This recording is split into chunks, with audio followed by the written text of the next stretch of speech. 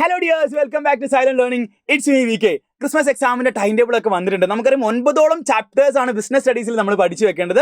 So business studies പഠിക്കുന്ന സമയത്ത് ഓരോ ചാപ്റ്ററുകൾ ഇമ്പോർട്ടൻ്റ് ആയിട്ട് പഠിച്ചു വെക്കേണ്ട ചോദ്യങ്ങൾ ഡിസ്കസ് ചെയ്യാൻ വേണ്ടിയിട്ടാണ് സാർ ഇന്ന് ഈ വീഡിയോ ആയിട്ട് നിങ്ങളുടെ മുന്നിലേക്ക് വന്നിട്ടുള്ളത്. എനിക്ക് എൻ്റെ മക്കൾ ഒറ്റ കാര്യം മാത്രമേ പറയാനുള്ളൂ. ഈ വീഡിയോ ആദ്യം മുതൽ അവസാനം വരെ കാണുക. വീഡിയോ ഉപകാരപ്പെട്ടിട്ടുണ്ടെങ്കിൽ തീർച്ചയായിട്ടും കമന്റ് ചെയ്യാനും ലൈക്ക് ചെയ്യാനും മറക്കരുത്. അപ്പോൾ നമുക്ക് എന്താക്കാം, ആദ്യത്തെ ചാപ്റ്ററിലോട്ട് പോവാം. നമുക്കറിയാം nature and significance of management ആണ് നമ്മുടെ ഒന്നാമത്തെ ചാപ്റ്റർ എന്ന് പറയുന്നത്. ആ ചാപ്റ്ററിൽ ഒരു പ്രധാനപ്പെട്ട ഒരു ചോദ്യമാണ് explain the levels of management with suitable examples. അല്ലേ, top level, middle level, lower level എന്നിങ്ങനെ നമ്മൾ മാനേജ്മെന്റിനെ ക്ലാസിഫൈ ചെയ്തിട്ടുണ്ട്. അപ്പോൾ അത് സംബന്ധിച്ചൊരു ചോദ്യം ഉറപ്പായിട്ട് നിങ്ങൾ പഠിച്ചു വെക്കുക. രണ്ടാമത്തെ ചോദ്യം എന്ന് പറയുന്നത് what is your opinion to the statement management is both art and science explain. അതായത് മാനേജ്മെന്റ് എന്ന് പറയുന്നത് ബോത്ത് ആർട്ട് ആൻഡ് സയൻസ് എന്ന് പറയുന്നുണ്ട് അല്ലേ. അപ്പോൾ നേച്ചർ ഓഫ് മാനേജ്മെന്റിന്റെ ഭാഗത്ത് നിന്ന് വന്ന ചോദ്യമാണ്. അപ്പോൾ ആ ഭാഗം എന്താക്കണം, നിങ്ങൾ ഉറപ്പായിട്ടും പഠിച്ചു വെക്കണം. ഇനി അടുത്ത ചോദ്യം എന്ന് പറയുന്നത് coordination is considered as the essence of management. മാനേജ്മെന്റിന്റെ ഒരു എസെൻസ് ആണ് കോർഡിനേഷൻ. നമ്മുടെ ചാപ്റ്ററിന്റെ ഏറ്റവും അവസാന ഭാഗത്ത് വരുന്ന ഒരു കണ്ടന്റ് ആണ് അല്ലേ. അപ്പോൾ ഉറപ്പായിട്ട് നിങ്ങൾ കോർഡിനേഷനുമായി ബന്ധപ്പെട്ട ചോദ്യം പ്രതീക്ഷിക്കേണ്ടതുണ്ട്. അപ്പോൾ ആ ഭാഗം പഠിച്ചു വെക്കുക. അതോടൊപ്പം തന്നെ ക്യാരക്ടറിസ്റ്റിക്സും പഠിച്ചു വെക്കുക. ദെൻ ഇമ്പോർട്ടൻസ് പഠിച്ചു വെക്കുക. അപ്പോൾ 8 മാർക്കിന്റെ എസ്സേ ടൈപ്പ് ചോദ്യങ്ങൾ കോർഡിനേഷൻ സംബന്ധിച്ച് കോർഡിനേഷൻ എന്ന ഭാഗത്ത് നിന്ന് വരാറുണ്ട്. അപ്പോൾ അത് പഠിച്ചു വെക്കണം കേട്ടോ. ഇനി രണ്ടാമത്തെ ചാപ്റ്റർ ആയ നമ്മുടെ principles of management. Principles of മാനേജ്മെന്റിൽ 2 വ്യക്തികളെ കുറിച്ച് ഉറപ്പായിട്ട് നിങ്ങൾ പഠിച്ചു വെക്കണം. ഏതാണ്? ഹെൻറി ഫയോളും FW ടൈലറിനെ കുറിച്ചും. ഹെൻറി ഫയോളിന്റെ 14 പ്രിൻസിപ്പിൾസ് ഇമ്പോർട്ടൻ്റ് ആണ് അല്ലേ. 14 പ്രിൻസിപ്പിൾസ് എന്താണ്, ഇമ്പോർട്ടൻ്റ് ആണ്. അത് സംബന്ധിച്ച് എപ്പോഴും പരീക്ഷയ്ക്ക് ചോദിക്കാറുണ്ട്. അപ്പോൾ ആ ചോദ്യം നിങ്ങൾ പ്രതീക്ഷിക്കേണ്ടതുണ്ട്. സോ ആ ചോദ്യങ്ങൾ കൃത്യമായിട്ട് നിങ്ങൾ പഠിച്ചു വെക്കാം. Then techniques of scientific management as propounded by FW Taylor. പലർക്കും തന്നെ പ്രിൻസിപ്പിൾസും ടെക്നിക്സും മാറിപ്പോകാറുണ്ട്. അപ്പോൾ ടെക്നിക്സ് വേറെ തന്നെ പഠിച്ചു വെക്കുക. Functional foremanship, motion study, method study എന്നിങ്ങനെ പറഞ്ഞിട്ട് നമ്മൾ എന്താണ് ടെക്നിക്സ് പഠിച്ചു വെക്കുന്നുണ്ട്. 7ഓളം ടെക്നിക്കുകളാണ് എന്തിന്, ഫങ്ഷണൽ ഫോർമാൻഷിപ്പ് ഉൾപ്പെടെ നമ്മൾ പഠിച്ചു വെക്കേണ്ടത്. സോ അത് കൃത്യമായിട്ട് സെറ്റ് ആക്കി വെക്കുക. ഇനി അടുത്ത ചാപ്റ്റർ എന്ന് പറയുന്നത് ബിസിനസ് എൻവയോൺമെന്റാണ്. കമ്പാരിറ്റീവ്ലി ചെറിയ ചാപ്റ്ററാണ് ബിസിനസ് എൻവയോൺമെന്റ് അല്ലേ. അപ്പോൾ ആ ചാപ്റ്ററിൽ നിങ്ങൾ ഇമ്പോർട്ടൻ്റ് ആയിട്ട് ഫോക്കസ് കൊടുത്ത് പഠിക്കേണ്ടത് എന്താണ്, ഡയമെൻഷൻസ് ഓഫ് ബിസിനസ് എൻവയോൺമെന്റ്. അതൊരു ഷോർട്ട് എസ്സേ ആയിട്ട് ചോദ്യങ്ങൾ വരാറുണ്ട്. അതോടൊപ്പം തന്നെ മാച്ച് ദ ഫോളോയിങ് ആയിട്ട് ചോദ്യങ്ങൾ വരാറുണ്ട്. നമുക്കൊരു എക്കണോമിക് എൻവയോൺമെന്റ്, പൊളിറ്റിക്കൽ എൻവയോൺമെന്റ് നമ്മൾ കുറേ ആയിട്ട് ക്ലാസിഫൈ ചെയ്തിട്ടുണ്ട്. അപ്പോൾ അത് സംബന്ധിച്ച് അതിന്റെ എക്സാമ്പിൾസും പഠിച്ചു വെക്കുക. കാരണം എന്താ, മാച്ച് ദ ഫോളോയിങ് ചോദ്യങ്ങളായിട്ടും വരാറുണ്ട്. ഇനി അടുത്ത ചാപ്റ്റർ ആണ് പ്ലാനിങ് അല്ലേ. പ്ലാനിങ്ങും നമ്മൾ നേരത്തെ പറഞ്ഞ പോലെ തന്നെ ബിസിനസ് എൻവയോൺമെന്റ് പോലെ തന്നെ ചെറിയ ചാപ്റ്റർ ആണ്. ആ ചാപ്റ്ററിൽ നിങ്ങൾ പഠിച്ചു വെക്കേണ്ട ഒരു ചോദ്യമാണ് explain the following terms which means objectives, procedures, programmes. ഇതൊക്കെ എന്താണ്, ടൈപ്സ് ഓഫ് പ്ലാൻ ആണ്. അപ്പോൾ ടൈപ്സ് ഓഫ് പ്ലാൻ എന്താണ്, നിങ്ങൾ ഉറപ്പായിട്ട് പഠിച്ചു വെക്കണം. ഇനി it is N activity of thinking rather than doing അല്ലേ. നമ്മൾ പറയാറുണ്ട് planning is thinking rather than doing. അപ്പോൾ ഈ ആക്ടിവിറ്റി എന്ത് പറയും, നമ്മൾ പ്ലാനിങ് ആണ്, സിമ്പിൾ ആണ് അല്ലേ. അപ്പം ഇവിടെ ചോദ്യം ഇതാണ്, narrate the steps in planning ആണ് അല്ലേ. നമുക്കറിയാം പ്ലാനിങ്ങിന്റെ 7ഓളം സ്റ്റെപ്പുകൾ ഉണ്ട് അല്ലേ. ആ സ്റ്റെപ്പുകൾ ഉറപ്പായിട്ട് നിങ്ങൾ എന്താക്കേണ്ടതുണ്ട്, നിങ്ങൾ പഠിച്ചു വെക്കേണ്ടതുണ്ട്. സോ അതൊരു ഷോർട്ട് എസ്സേ ആയിട്ട് ചോദിക്കാറുണ്ട് കേട്ടോ. അപ്പോൾ ഒരു ഷോർട്ട് എസ്സേ ആയിട്ടാണ് ആ പ്ലാനിങ്ങിൻ്റെ സ്റ്റെപ്സ് ചോദിക്കാറുള്ളത്. അപ്പോൾ അത് കൃത്യമായിട്ട് നിങ്ങൾ എന്താക്കണം, പഠിച്ചു വെക്കണം കേട്ടോ. ഇനി അടുത്ത ചാപ്റ്റർ എന്ന് പറയുന്നത് ഓർഗനൈസിംഗ് ആണ്. ഓർഗനൈസിംഗിൽ ഒന്നാമത്തെ ചോദ്യം explain various steps in the process of organising. 4 steps ആണ് ഓർഗനൈസിങ്ങിൻ്റെ പ്രോസസ്സിലുള്ളത്. ആ 4 സ്റ്റെപ്സ് സിമ്പിളാണ് പഠിക്കാൻ വേണ്ടിയിട്ട്. നമ്മളിങ്ങനെ ഒരു സ്ട്രക്ചറൊക്കെ ആയിട്ട് ഇങ്ങനെ പഠിച്ചു വെച്ചിട്ടുണ്ടായിരുന്നു അല്ലേ. ഇങ്ങനെ ഒരു സ്ട്രക്ചറൊക്കെ ആയിട്ട് നമ്മൾ പഠിച്ചു വെച്ചിട്ടുണ്ടായിരുന്നു. ആ സ്ട്രക്ചർ വരച്ചിട്ടായിരിക്കും നിങ്ങൾ എക്സ്പ്ലെയിൻ ചെയ്യേണ്ടത്. അപ്പോൾ മാർക്ക് കിട്ടാനുള്ള ചാൻസ് കൂടുതലാണ്. ഇനി അടുത്ത ചോദ്യം star limited producers 3 types of products, cosmetics, garments and medicine. Star limited എന്ന് പറയുന്ന ഒരു കമ്പനി എന്ത് ചെയ്യുന്നുണ്ട്, 3 ടൈപ്പ് പ്രൊഡക്റ്റുകൾ പ്രൊഡ്യൂസ് ചെയ്യുന്നുണ്ട് അല്ലേ. അപ്പോൾ suggest A suitable organisation structure four star limited. Star ലിമിറ്റഡിന് സ്യൂട്ടബിൾ ആയിട്ടുള്ള ഒരു ഓർഗനൈസേഷൻ സ്ട്രക്ചർ ഉണ്ട്. ഏതാണ്, ഫങ്ഷണൽ സ്ട്രക്ചറും ഉണ്ട്, ഡിവിഷണൽ സ്ട്രക്ചറും ഉണ്ട്. ഇവിടെ ഏതാണ് സ്യൂട്ടബിൾ ആയിട്ട് വരുന്നത്, ഡിവിഷണൽ സ്ട്രക്ചറാണ്. മൾട്ടിപ്പിൾ പ്രൊഡക്റ്റ് പ്രൊഡ്യൂസ് ചെയ്യുന്നുണ്ടെന്നുണ്ടെങ്കിൽ അവിടെ എന്താണ്, ഡിവിഷണൽ സ്ട്രക്ചറാണ് സ്യൂട്ടബിൾ ആയിട്ട് വരുന്നത്. അതൊരു സ്ട്രക്ചർ ആയിട്ട് നിങ്ങൾ എന്താക്കുക, ഇതേപോലെ ഒരു ഡയഗ്രം ഒക്കെ വരച്ചിട്ടില്ലേ, ഒരു സ്ട്രക്ചറൊക്കെ വരച്ചിട്ടായിരിക്കണം നിങ്ങൾ അത് വരച്ചു വെക്കേണ്ടത്. Then state 2 advantages of it. അതായത് ഏതെങ്കിലും 2 അഡ്വാൻറ്റേജസ് എന്താക്കണം, നിങ്ങൾ അതിൻ്റെ കൂടെ തന്നെ എക്സ്പ്ലെയിൻ ചെയ്ത് എഴുതേണ്ടതുണ്ട്. ഒരു 5 മാർക്കിനൊക്കെയാണ് ഈ ഒരു ഭാഗത്ത് നിന്ന് ചോദ്യം വരാറുള്ളത് കേട്ടോ. ഇനി അടുത്ത ചോദ്യം എന്ന് പറയുന്നത് what are the elements of delegation of authority explain briefly. എന്താണ് ഡെലിഗേഷൻ ഓഫ് അതോറിറ്റി എന്ന് പറഞ്ഞാൽ, transfer of authority to subordinates. അതാണ് ഡെലിഗേഷൻ എന്ന് പറയുന്നത്. അവിടെ 3 എലമെന്റ്സ് ഉണ്ട്, അതോറിറ്റി, റെസ്പോൺസിബിലിറ്റി, അക്കൗണ്ടബിലിറ്റി. ഇത് പഠിച്ചു വെക്കണം കേട്ടോ. ഇനി what are the difference between formal and informal organisation. ഇത് നേരത്തെ പറഞ്ഞ പോലെ തന്നെ മാറിപ്പോകാൻ സാധ്യതയുണ്ട്. ഫോർമൽ കമ്മ്യൂണിക്കേഷനുമായിട്ട് മാറിപ്പോകാൻ സാധ്യതയുണ്ട്. അപ്പോൾ ഇതൊരു സ്ട്രക്ചറാണ്, ഓർഗനൈസേഷൻ സ്ട്രക്ചറിനെയാണ് നമ്മൾ ഫോർമൽ സ്ട്രക്ചർ എന്ന് പറയുന്നത്, അല്ലെങ്കിൽ ഇൻഫോർമൽ സ്ട്രക്ചർ എന്ന് പറഞ്ഞാൽ തമ്മിൽ മാറിപ്പോകാൻ വേണ്ടി പാടില്ല. ഇതൊരു ബോക്സ് ഒക്കെ വരച്ചിട്ടായിരിക്കണം നിങ്ങൾ ആൻസർ ചെയ്യേണ്ടത് കേട്ടോ. മക്കളെ മാറിപ്പോകരുത്. ഇതേപോലെ ഒരു ബോക്സ് ഒക്കെ വരച്ചിട്ട് ഇവിടെ ഫോർമൽ എന്നും ഫോർമൽ ഓർഗനൈസേഷനും ഇവിടെ ഇൻഫോർമൽ ഓർഗനൈസേഷൻ എന്ന് പറഞ്ഞിട്ട് ഇങ്ങനെ പോയിന്റ് ആക്കിയിട്ടാണ് നിങ്ങൾ എക്സ്പ്ലെയിൻ ചെയ്യേണ്ടത്. ഇതൊരു 5 മാർക്കിനും ഈ ഒരു ഭാഗവും ചോദിക്കാറുണ്ട് കേട്ടോ. അപ്പോൾ ഇത്രയും ചോദ്യങ്ങൾ ഓർഗനൈസിംഗ് എന്ന ചാപ്റ്റർ നിങ്ങൾ പഠിച്ചു വെക്കുക.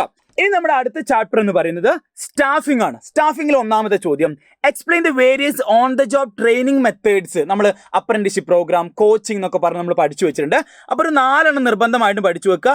അതെന്താക്കണം നിങ്ങൾ എക്സ്പ്ലെയിൻ ചെയ്യും കൂടി വേണം കേട്ടോ. അപ്പോൾ ഒരു ഷോർട്ട് എസ്സേ രീതിയിലാണ് ചോദ്യങ്ങൾ വരാറുള്ളത്. ഇനി explain 8 external source of recruitment. റിക്രൂട്ട്മെന്റിൽ 2 ക്ലാസിഫൈ ചെയ്തിട്ടുണ്ട്, ഇന്റേണൽ റിക്രൂട്ട്മെന്റും എക്സ്റ്റേണൽ റിക്രൂട്ട്മെന്റും. അപ്പോൾ എക്സ്റ്റേണൽ റിക്രൂട്ട്മെന്റുമായി ബന്ധപ്പെട്ട ഒരു എസ്സേ ടൈപ്പ് ചോദ്യങ്ങൾ മുൻ വർഷങ്ങളിൽ ചോദിച്ചിട്ടുണ്ട്. അപ്പോൾ ആ ചോദ്യത്തിന് ഉത്തരവ് നിങ്ങൾ ഉറപ്പായിട്ടും പഠിച്ചു വെക്കുക. Then describe the various steps in staffing process. Selection, recruitment അടങ്ങിയിട്ടുള്ള സ്റ്റാഫിങ്ങിന്റെ പ്രോസസ്സും ഇമ്പോർട്ടൻ്റ് ആണ്. അപ്പോൾ അതും എന്തുണ്ടടാ എക്സാമിന് 8 മാർക്കിന് ചോദിച്ച് കണ്ടിട്ടുണ്ട്. അപ്പോൾ ഈ ചോദ്യത്തിന് ഉത്തരവ് നിങ്ങൾ ഉറപ്പായിട്ടും റിവൈസ് ചെയ്യുന്ന സമയത്ത് പഠിച്ചു വെക്കണം. ഓക്കെ, ഇനി നമ്മൾ അടുത്ത ചാപ്റ്ററിലോട്ട് മൂവ് ചെയ്യാണ്. That is directing. ഡയറക്റ്റിംഗും കമ്പാരിറ്റീവ്ലി വലിയ ചാപ്റ്ററാണ്, ഒരുപാട് കാര്യങ്ങൾ ആ ചാപ്റ്ററിൽ പഠിക്കുന്നുണ്ട്. അപ്പോൾ ഡയറക്റ്റിംഗിൽ ഒന്നാമത്തെ ചോദ്യം, വാട്ട് ഈസ് സൂപ്പർവിഷൻ? സൂപ്പർവിഷൻ എന്താണ്? Examine any 6 multiple roles performed by a supervisor. ഒരു സൂപ്പർവൈസർ പെർഫോം ചെയ്യുന്ന റോളുകൾ, ഫംഗ്ഷൻസ്, ഇമ്പോർട്ടൻസ് എന്നിങ്ങനെ നമ്മൾ പഠിച്ചു വെച്ചിട്ടുണ്ട്. അതെന്താണ്? ഈ ചോദ്യം ചോദിച്ചു കഴിഞ്ഞാൽ എഴുതണം, ഉറപ്പായിട്ടും എഴുതണം. എസ്സേ ടൈപ്പ് ചോദ്യമാണ് കേട്ടോ, എസ്സേ ടൈപ്പ് ചോദ്യമാണ്, മറക്കരുത്. അപ്പോൾ ഈ ഒരു ചോദ്യം നിങ്ങൾ ഉറപ്പായിട്ടും പഠിച്ചു വെക്കുക. Then state the need hierarchy theory of motivation by Abraham Maslow with the help of a diagram. നമ്മൾ ആ ഒരു സ്ട്രക്ചറൊക്കെ വരച്ചിട്ട് നിങ്ങൾ എബ്രഹാം മാസ്ലോൻ്റെ മോട്ടിവേഷണൽ തിയറി എക്സ്പ്ലെയിൻ ചെയ്ത് ഓർമ്മയില്ലേ? സോ അതും ഉറപ്പായിട്ടും പഠിച്ചു വെക്കുക. വളരെ ഇമ്പോർട്ടൻ്റ് ആയിട്ടുള്ള ഒരു ചോദ്യമാണത്. ഇനി prepare seminar report on the topic barriers to communication. Barriers എന്ന് പറഞ്ഞാൽ എന്താ? തടസ്സങ്ങളാണ്. പ്രോപ്പറായിട്ട് കമ്മ്യൂണിക്കേഷൻ നടക്കാത്തതിൻ്റെ അല്ലെങ്കിൽ തടസ്സങ്ങളായിട്ട് ഒരുപാട് കാര്യങ്ങളുണ്ട്. Semantic barrier, organisational barrier, personal barriers നിങ്ങൾ നമ്മൾ ക്ലാസിഫൈ ചെയ്തിട്ടുണ്ട്. അപ്പോൾ അത് ഉറപ്പായിട്ടും പഠിച്ചു വെക്കാം. അതും എസ്സേ ടൈപ്പ് ആയിട്ട് ചോദ്യങ്ങൾ ചോദിക്കാറുണ്ട്. അപ്പോൾ അത് വിട്ട് കളയരുത്, സ്കിപ്പ് ചെയ്യരുത് കേട്ടോ. യെസ്, ഇനി അടുത്ത ചോദ്യം എന്ന് പറയുന്നത് explain the following leadership styles. 3 type leadership styles ആണുള്ളത്. ഏതൊക്കെയാ? Autocratic, democratic and laissez faire. അപ്പം ആ ടൈപ്സ് ഓഫ് ലീഡർഷിപ്പും ഉറപ്പായിട്ട് നിങ്ങൾ പഠിച്ചു വെക്കണം കേട്ടോ. ഒരു 2 മാർക്ക് അല്ലെങ്കിൽ ഒരു 4 മാർക്കിനൊക്കെ ചോദിക്കുള്ളൂ. ഓക്കെ, ഇനി അടുത്തത് what are the difference between formal communication and informal communication. Formal കമ്മ്യൂണിക്കേഷൻസും ഉണ്ട്, ഇൻഫോർമൽ കമ്മ്യൂണിക്കേഷൻ ഉണ്ട്. ഇതിൻ്റെ കൂടെ പഠിച്ചു വെക്കേണ്ട മറ്റൊരു കാര്യമുണ്ട്, ഫോർമൽ കമ്മ്യൂണിക്കേഷൻ നെറ്റ്വർക്ക് ഉണ്ട്, ഇൻഫോർമൽ കമ്മ്യൂണിക്കേഷൻ നെറ്റ്വർക്ക് ഉണ്ട്. അപ്പം അതും ഇതിൻ്റെ കൂടെ ഒന്ന് പഠിച്ചു വെക്കാൻ വേണ്ടി ശ്രദ്ധിക്കുക. ഒരു എസ്സേ ടൈപ്പ് ചോദ്യങ്ങളും ഈ ഒരു ഭാഗത്തുനിന്ന് വരാറുണ്ട്. അപ്പോൾ ഇത്രയും ചോദ്യങ്ങളാണ് നമ്മൾ ഡയറക്റ്റിംഗ് എന്ന ചാപ്റ്ററിൽ പഠിച്ചു വെക്കേണ്ടത്. ഇനി നമുക്ക് കൺട്രോളിംഗ് എന്ന ചെറിയ ചാപ്റ്ററിൽ ഏതൊക്കെ ചോദ്യങ്ങളാണ് വരാറുള്ളത് നമുക്ക് നോക്കാം. So substantiate the relationship between planning and controlling. പ്ലാനിങ്ങും കൺട്രോളിംഗ് തമ്മിലുള്ള റിലേഷൻഷിപ്പ് പല തവണ പരീക്ഷയ്ക്ക് ചോദിച്ചിട്ടുള്ള ഒരു ചോദ്യമാണ്. അപ്പോൾ ആ ചോദ്യം ഇമ്പോർട്ടൻ്റ് ആയിട്ട് നിങ്ങൾ പഠിച്ചു വെക്കാം. Then briefly explain first 4 steps in the process of controlling. നമ്മൾ കൺട്രോളിങ്ങിൻ്റെ സ്റ്റെപ്സ് പഠിച്ചിട്ടുണ്ട്, പ്രോസസ് ഓഫ് കൺട്രോളിങ് പഠിച്ചിട്ടുണ്ട്.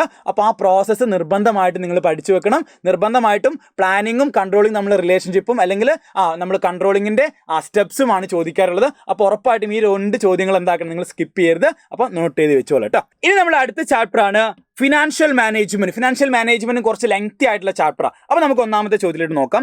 Right short notes on the following. Dividend decisions. Financial ഡിസിഷൻസിൽ പെട്ടതാണ് ഡിവിഡൻഡ് ഡിസിഷൻ.